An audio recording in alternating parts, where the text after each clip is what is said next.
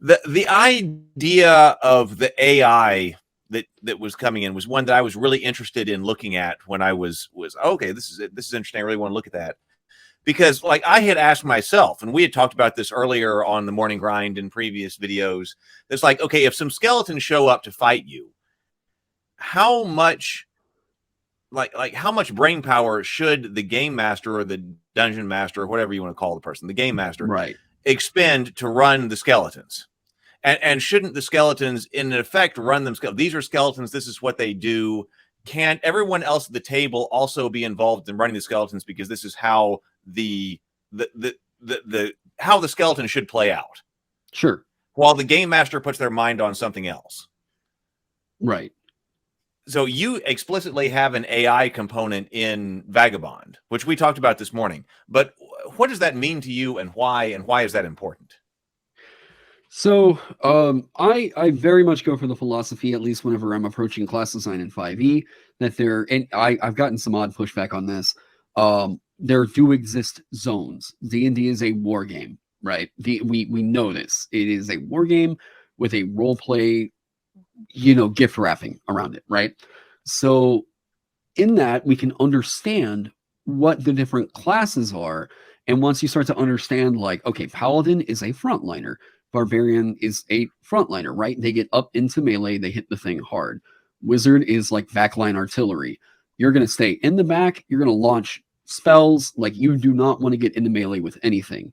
Typically in 5e, some of the scarier attacks, like at least the bigger damage numbers, are either on something that is a once per combat cooldown, or it's baked into melee. Melee is always like a pretty reliable thing, so get the squishies away from the thing that can hit very hard. So because of this, I know that we all pretty much know that there's, at least what I think in class design, 3 particular what I call zones.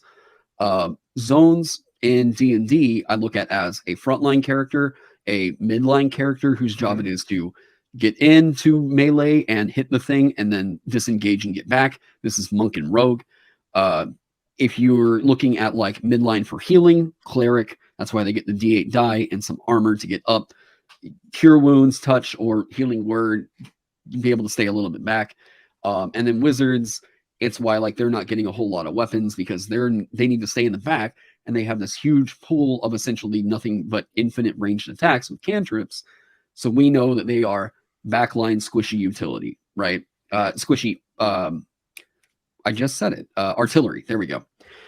So I took that mentality there, and I was like, how can we automate this 3-zone system to a point where we can essentially tell you how the monsters will run, right? Now this is still an experiment, right? This is in no way perfect, but essentially in all the stat blocks you're going to see that there's a zone: frontline, midline, or backline. So what these zones are telling you is like a front line is going to get up into probably the nearest possible target, or the one that it has advantage on, use something in melee, and then it's holding its quick action in order to do a counterattack. And this is basically the opportunity attack of Vagabond. If they're midline, they may pop in to do melee and then disengage to get out, which is like withdraw, right? And then backline is essentially just they stay back in safety and they use ranged options. That's their bag, right? That's like their whole thing. So this could get expanded on. As of right now, this is what we've been running the system with, and trying to run them with other elements of the AI, including the old school has like morale. So bringing morale in from that. Detect is getting a new life in the system where rather than if the enemies are retreating, it means one thing, but if the allies are trying to retreat, if the heroes are, this is like what they need to beat in order to successfully end the combat while staying away from them, right? Get away from line of sight. This is what you've got to beat to establish that combat is over. At that point, we're not doing chase scenes or anything. It's essentially like we're doing I don't want to say espionage. We're hiding away from them, I guess is what you say. You're on a stealth mission now. So we are, Zero the Blade hit it. Yeah. So it removes the GM randomness. So it isn't their fault if things go south. That is my goal with the system, is that we want the system to do the heavy lifting, And if there's an issue, point it at the system, not the arbiter, right? So we're looking at a unique way that we can write adventures for this, different boss encounters, what mechanics can we come up with to make this zone thing not just every combat's going to feel the exact same. You know, it can feel like we're being a bit reductive of what combat can mean, but honestly, working with a limited color palette, to me, makes me more creative. So I'm like, what can we do to reduce and make the system simple and make it to where there's a whole lot of expression in the monsters and the characters? We have some examples of some rather sophisticated AIs. We were talking about that this morning, like with Gloomhaven or Kingdom Death, of course, Frosthaven. It seems like, or even Mansions of Madness. I mean, we can come up, of course, that one's controlled by app, but I mean, in general, it seems like there's a lot of material that's moving in that way that I think should be incorporated into tabletop RPGs. Zeke says, turning the game master, I don't know if I hit the right thing, into more of a storyteller rather than the person who runs all the monsters. Yeah. Yep.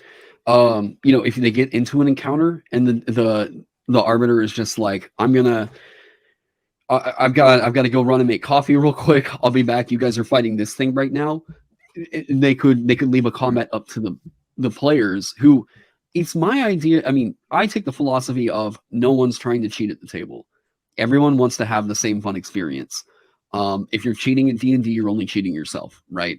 So my mentality with that is like, everybody should be trying to cooperatively tell this thing, to tell the story, help run the combat if need be.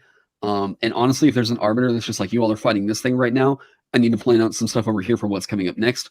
Go on ahead and fight this group of kobolds. They can do that, and the players can run that.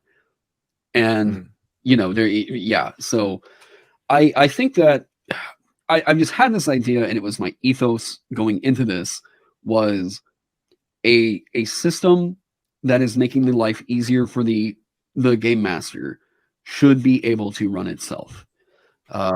And you know, seeing as Wizards of the Coast is apparently trying to do this now with, there's been talks about the AI dungeon master. I don't know. We'll see. But with the rise of things like ChatGPT, I'm like, okay, well, maybe TTRPGs just need to adapt. Like, if we think that that's our option, that we need a computer to automate this for us, whatever, why don't we write a game that can do that? Like, let's figure that out. You know, there's been plenty of people already. If it could be automated, why isn't it? Yeah, right. Like, so part of that is with 5e, the system just isn't built for that.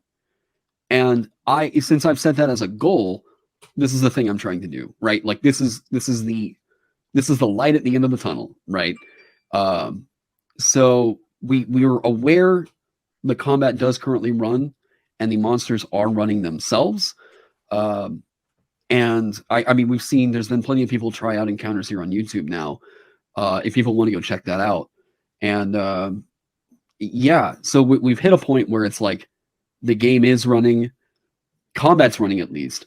So we're still working on adding more content in to make sure like people have plenty of stuff to toy with in the middle of it, you know. And then we're still also building out the exploration and interaction pillars as well. But it was my hope that people saw the combat and the solo adventure that is over there on the Kickstarter, and they were like, they got something here. Well, I see this in this relationship, or this question that I was going to in the comments as well, that was talking about the solo play. Mm-hmm. So, like, for instance, Inspiration Follow says, and further following the vein, the players can run it if the arbiter has to step aside and focus on something else. The system is designed for solo play.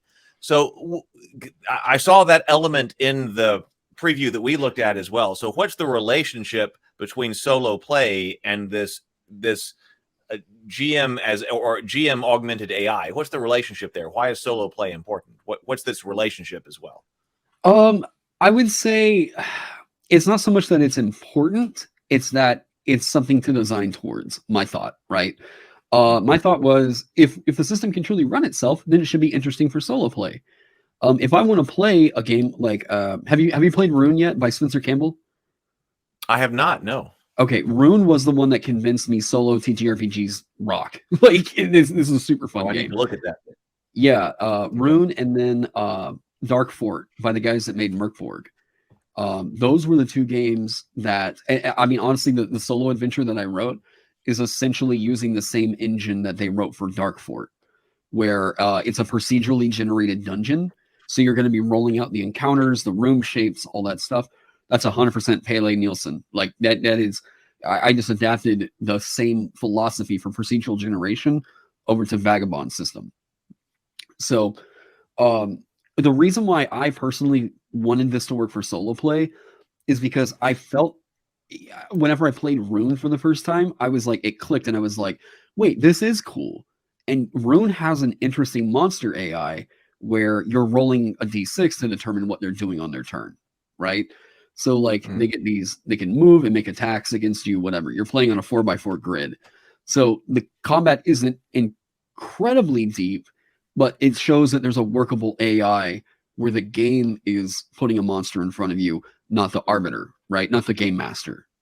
So I love that idea that you could write something that could potentially run itself and deliver on the same kind of engaging combat that you would get out of having the, you know, game master there. So Rune, for real people, if you haven't heard of this, you should check it out. Great game. Dark Fort was the one. We should check that out on the morning grind one day. Then I'll put it on the list. Yeah, very cool game. And then yeah, Dark Fort was the one that convinced me that exploration could be a thing. They only handled the dungeon crawl in Dark Fort, and I'm like, you have the dungeon crawl procedural generation. This rocks.